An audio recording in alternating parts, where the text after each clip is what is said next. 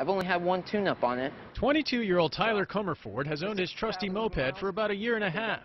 He admits it might be difficult to pass a safety check if he needed one. Right now I have my ignition disconnected because I lost my key. So every time now I have to kickstart it. Under state law, a moped is defined as a 2- or 3-wheeled vehicle with a motor of 50 cc's or less that doesn't go above 30 miles per hour on a flat surface.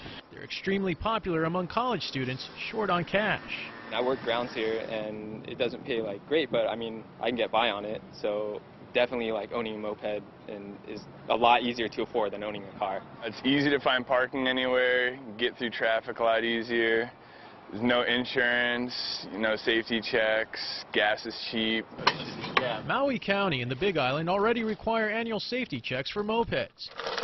We wanted to make things uniform. Honolulu City Councilman Joey Manahan believes Kauai and Oahu should too. Actually, this came out of a bill we were trying to do to address some of the noise complaints with regards to some of these modified mopeds or other vehicles that are modified. But what in essence we're trying to do also is give HPD the tools they need to be able to check and see if a moped is modified or another vehicle is modified.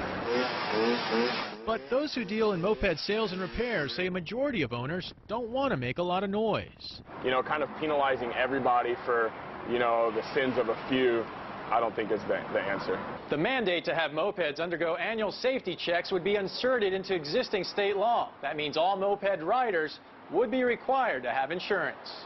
Cost-wise, if you can bring it down for me to afford it, that's the reason why I have a moped, to afford to live here, then yes.